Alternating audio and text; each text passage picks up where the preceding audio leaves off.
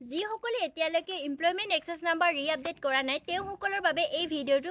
বহুত ইম্পৰ্টেণ্ট আৰু 29 ফেব্ৰুৱাৰী employment exchange number reupdate last date নেকি আৰু আপোনালোকে যদি এমপ্লয়মেণ্ট এক্সেছ নাম্বাৰ ৰিআপডেট নকৰে তেতিয়া আপোনালোকে third grade fourth grade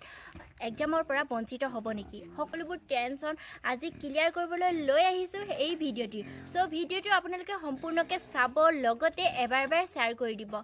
hello' everyone নমস্কাৰ সকলোকে মোৰ অন্য এটি ভিডিঅ'লৈ স্বাগতম জনাইছোঁ।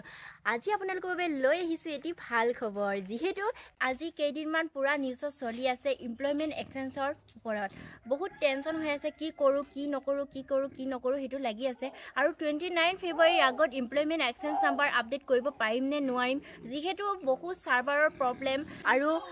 নিউজবিলাকত ইমানে ভয় কৰি আছিলে যে ৰিআপডেট নকৰিলে 29 ফেব্ৰুৱাৰীৰ আগৰ ৰিআপডেট নকৰিলে যে থাৰ্ড গ্ৰেড ফৰ্থ গ্ৰেড এক্সামৰ পৰা বঞ্চিত হ'ব বুলি কিমান দূৰ সত্য ভিডিঅ'টো চাওক। মোৰো বহুত টেনশ্যন হৈ আছিলে যে এমপ্লয়মেণ্ট এক্সেঞ্চ নাম্বাৰটো মই ৰিআপডেট কৰিব পাৰিম নে নোৱাৰিম যিহেতু চাৰ্ভাৰৰ বহুত প্ৰব্লেম আৰু সময় বহুত কম আৰু মানুহ বহুত বেছি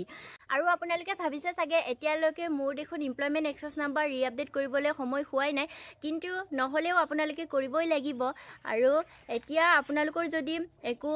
নথিপত্ৰ এড কৰিব নাথাকিলেও আপোনালোকে কিন্তু ৰেজিষ্ট্ৰেশ্যন কৰিবই লাগিব। আগৰ এমপ্লয়মেণ্ট এক্সেছ নাম্বাৰ আৰু এতিয়াৰ এমপ্লয়মেণ্ট এক্সেছ নাম্বাৰটো বহুত পাৰ্থক্য আছে যিহেতু আগতে ফাদাৰ্ছ নেম আৰু মোবাইল নাম্বাৰ দিয়া নাছিলে আৰু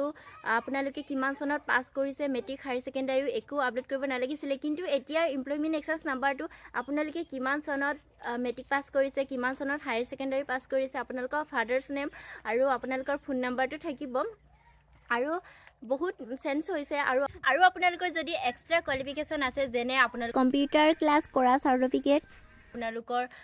ডিপ্ল'মা কৰ্চিং আছে আপোনালোকে এইসমূহ নথিপত্ৰও আপোনালোকে এমপ্লয়মেণ্ট এক্সেছ নাম্বাৰ এড কৰিব পাৰিব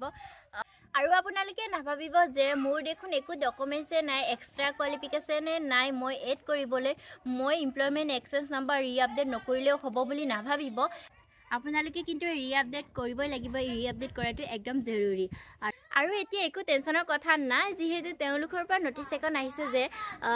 যিসকলে 29 ফেব্ৰুৱাৰীৰ আগত এমপ্লয়মেণ্ট এক্সেছ নাম্বাৰ ৰিআপডেট কৰিব নোৱাৰিলে তেওঁসকলে 29 ফেব্ৰুৱাৰীৰ পিছতো লাহে ৰিআপডেট কৰিব লাগিব কিন্তু আপোনালোকে কম্পালচৰি যে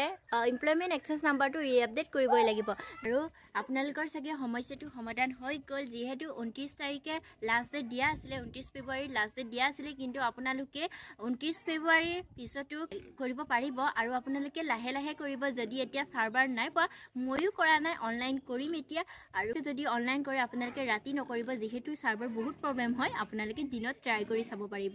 আৰু আজিলৈ বাই আকৌ নেক্সট এটা ভিডিঅ'ত লগ পাম।